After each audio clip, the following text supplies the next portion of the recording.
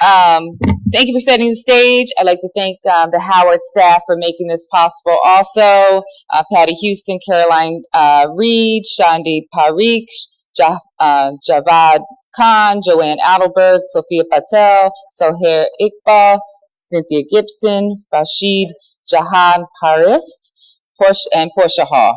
They're all staff, nurse practitioners, coordinators, project managers, peer mentors, genetic counselors, patient advocates, all in the Department of Pediatrics here at Howard University Hospital.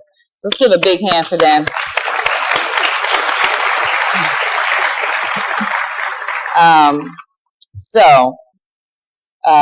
Before we get to our first plenary, I know we are running behind.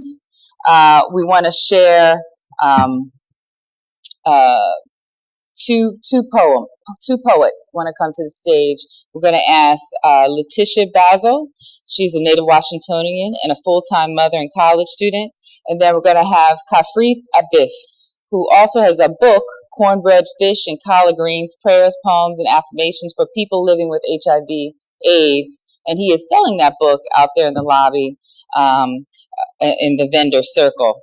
And so also after this, we will be having our first plenary session, and I will ask the panelists to start moving to the front. Thank you. Letitia? Today, my poem is named 6 Feet Diva.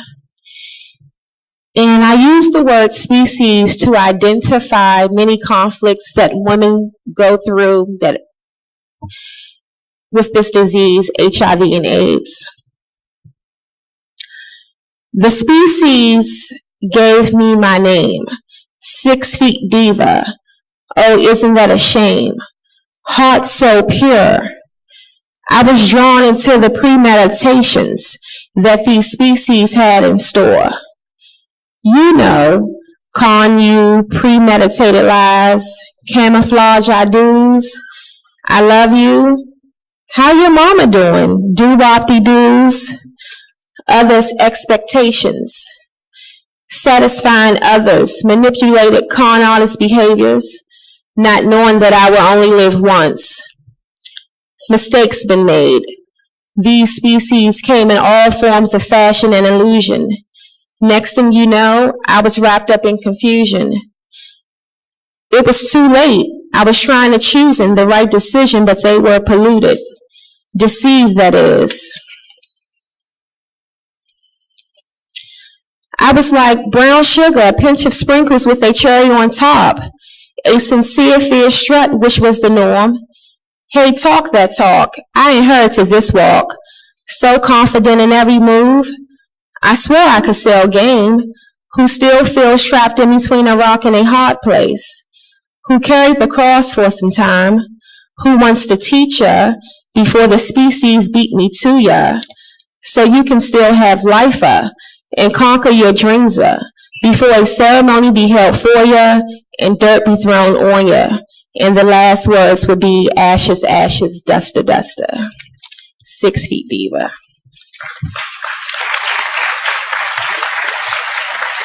Our eyes met on Christopher Street. Our eyes met on Christopher Street. I turned back to take a second look, and you did the same. We walked back towards each other and exchanged names and numbers.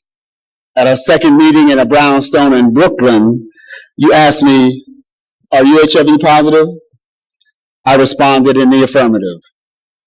You asked me, "Are you taking medication?" I responded, "I am not." I shared that I have some decisions to make about my health maintenance. My doctor suggested I take AZT and some other protease inhibitor I forgot the name of. But I'm taking my time. I'm speaking to my Elegua and in order to make the best decision. I'm afraid.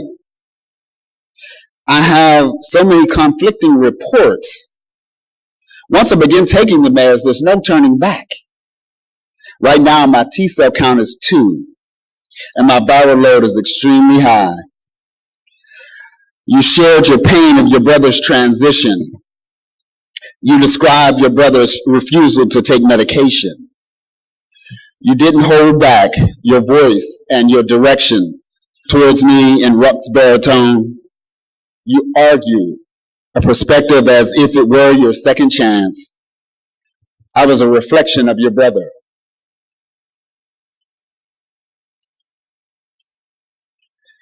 You were determined not to lose me. You couldn't convince your brother, but I presented another chance at the debate.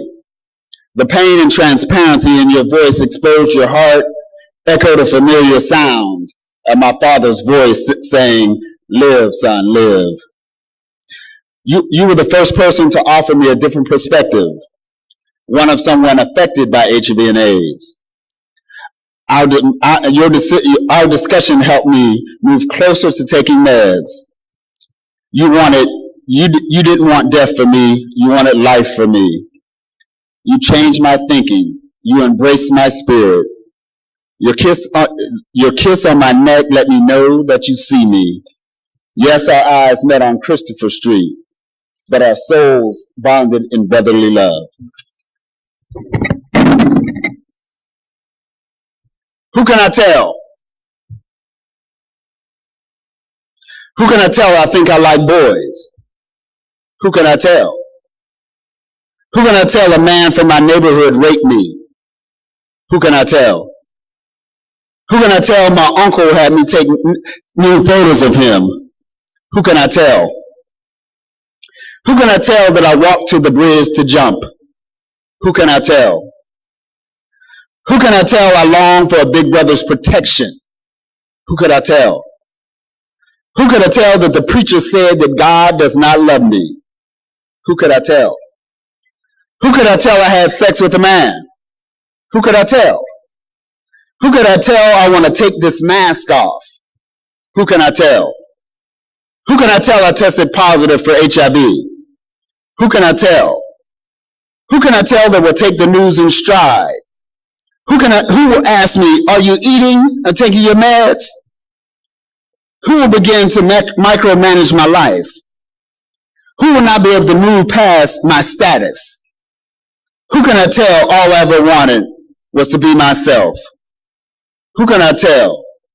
See me, not HIV.